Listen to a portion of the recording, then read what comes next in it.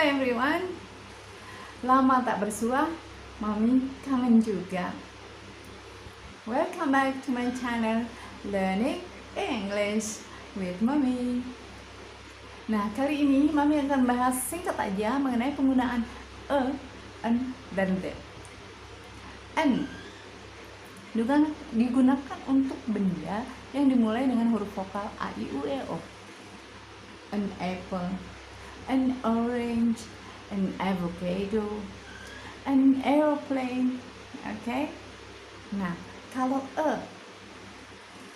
a book, a pen, a glass, a bag, apalagi ayo, banyak, a cupboard, a table, a chair.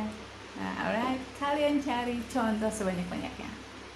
Nah, kemudian bagaimana dengan the, penggunaan the? Nah, the itu digunakan untuk menyatakan benda. Kalian tahu benda apa yang dibicarakan?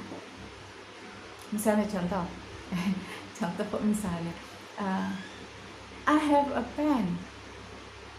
The pen is on the table. I bought an orange. The orange is inside the fridge. Nah, kayak gitu. Nah, selain itu, the juga digunakan untuk menyatakan kata benda yang cuma satu-satunya.